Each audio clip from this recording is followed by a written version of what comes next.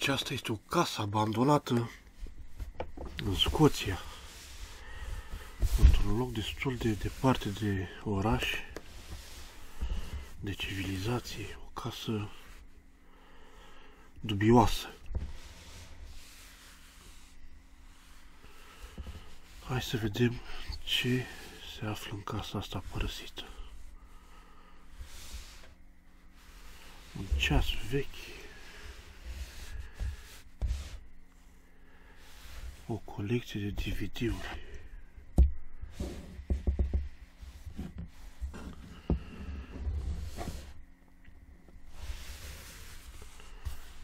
statuete de metal. Uitați și voi.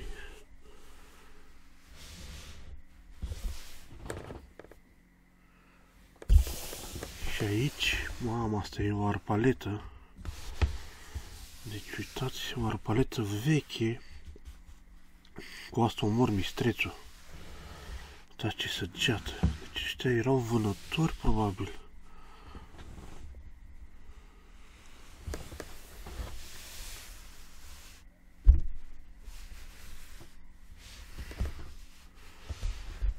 Butoaie de artizanat, alte statuete din metal. Foarte dubioasă casă. Un tablou vechi.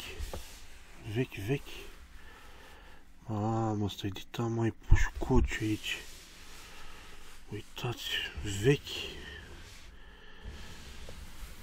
Parcă au baricadat ușa și cu lemnul ăsta. Treaba devine foarte ciudată. Cărți aici. La fel, încă un ceas vechi. Băi, ce de lucruri în casa asta, tablouri pe pereți.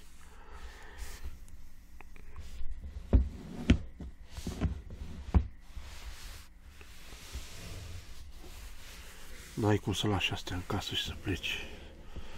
Asta e o cameră video. Și aici, încă o sabie. Deci așa ceva. Cu o sabie. Mamă, aici sus astea sunt cartușe de pușcă. Gloanțe, nene. Mamă.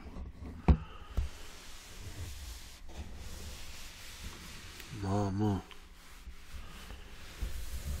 N-are cum. Deci eu cred că aici au stat niște oameni periculoși. Nu doar vânători, cred că erau infractori.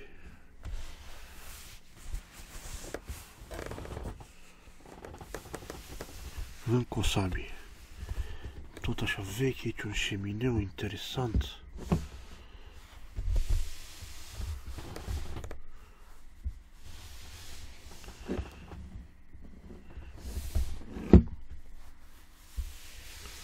Lucrurile astea le-au luat din muzeu. Ce să caute la un om normal în casă chestiile astea?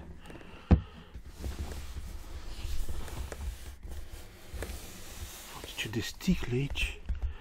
Alcool de tot felul.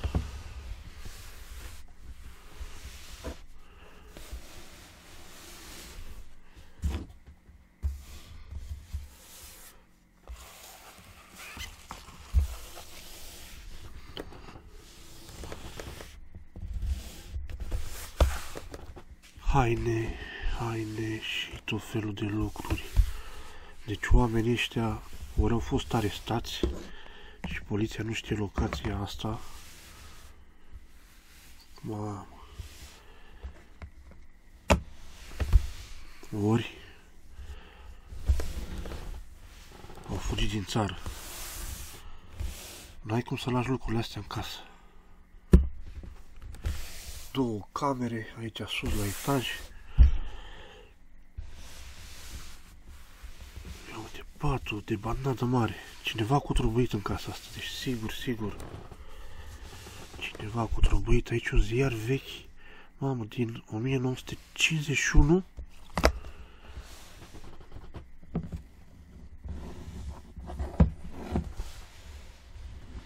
ce de lucruri. Deci aici, în casa asta, s-au cutrăbuit, s-au căutat, cine știe, bani, droguri. Nu știu.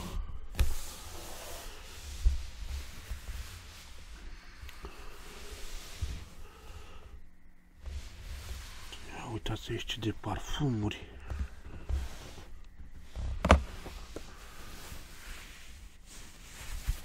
Chanel, numărul 5. N-ai cum să lași astea în casă și să plece.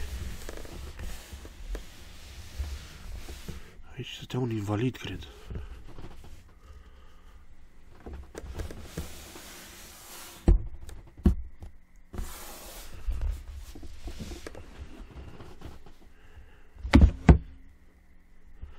Ia uitați un pistol.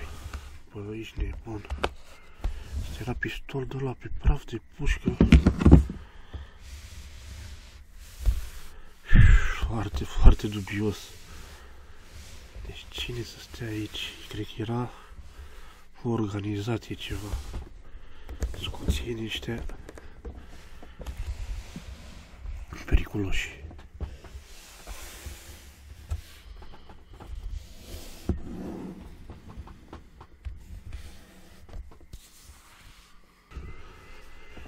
Pușcă pe perete. Deci așa ceva nu se întâlnește la orice pas. Ăștia erau extremiști.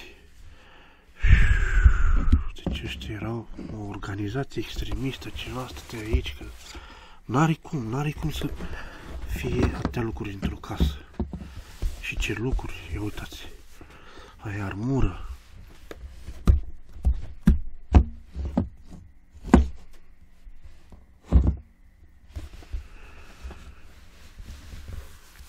Ce vorbești, mă, nene? Aici nu-mi dau seama ce e.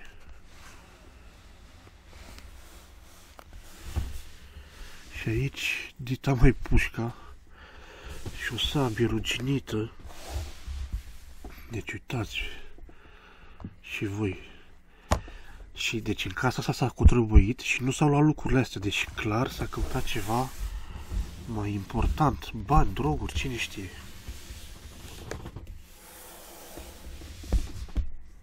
Dacă poliția ar fi știut de locul ăsta,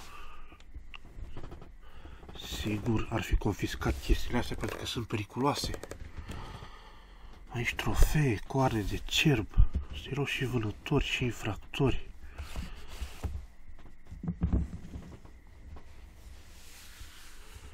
Wow. Incredibil. Și aici niște valize.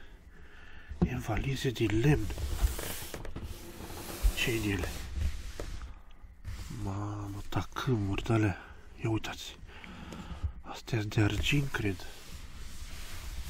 Sigur sunt scumpe. Exact ce spuneam. N-ai cum să lași lucrurile astea în casă. Astea sunt lucruri de valoare, iarăși. Uitați ce săbi vechi aici.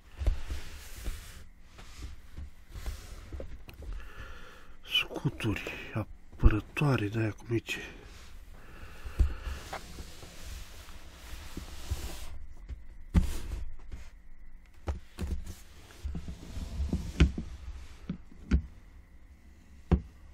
Asta era cuib de grupare extremistă, mafiotă. Ia uitați. N-ai cum să fii om normal să ai astea în casă, nici nu știu dacă ai voie.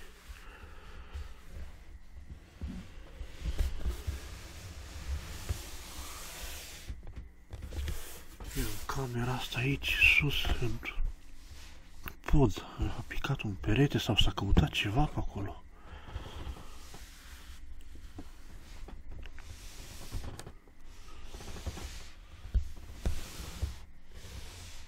Foarte dubios.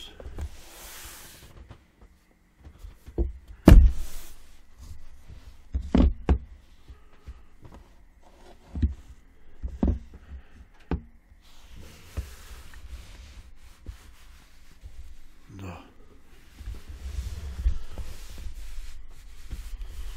Uitați poze de pe aia, Deci clar de mult nu s-a mai umblat pe aici.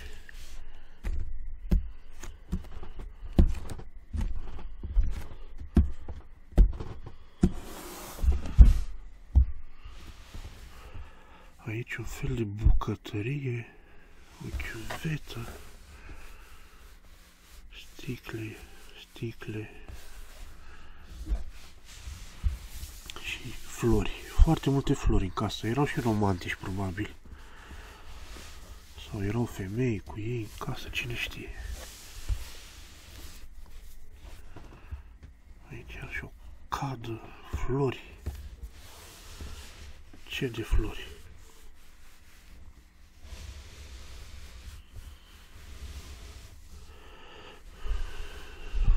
Foarte ciudat.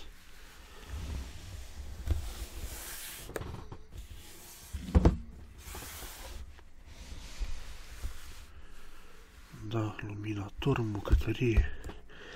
Uitați ce de bandadă. Cum să lași astea așa? Deci sigur s-a cutrăbuit în casa asta.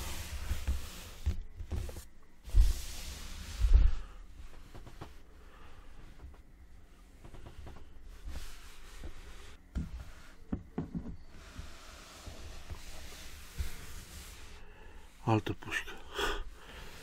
Deci, așa ceva plin de puști. Iar sticle, ce de sticle aici? Se consuma alcool mult.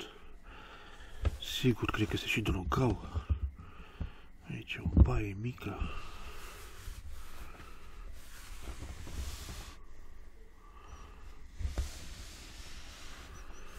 Cabină de duș. Mizerie multă, mizerie multă. De bandadă mare. Ce să pun murdar?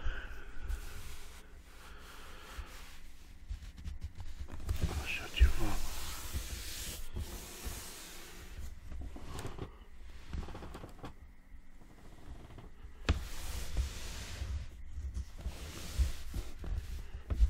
Iar aici în magazie, deci ăsta fermentator, ceva de fermentat, deci ăștia își făceau și alcoolul lor.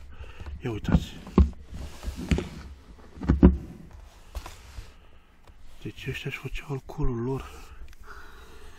Mamă, ce de bandadă și aici.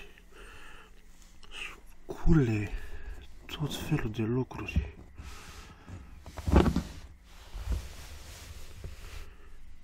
Incredibil.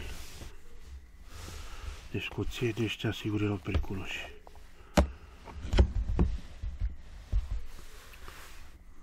Masca asta și cu coarnele astea puse.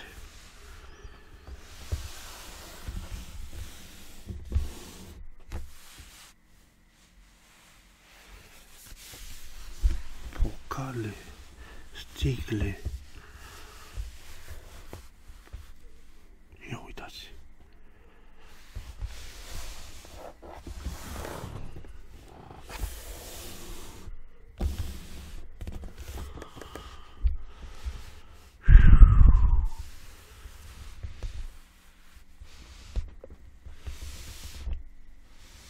Ce mai e pe aici? Ce mai e pe aici?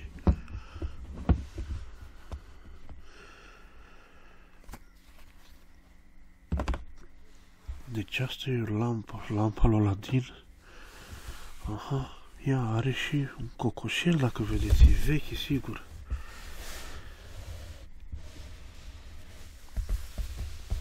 Da. Deci uitați, era distilerie sau cine știe. Uitați câte sticle aici. Etichetate toate.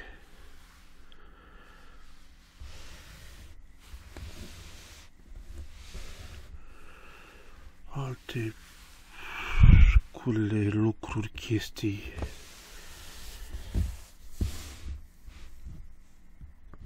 Uitați.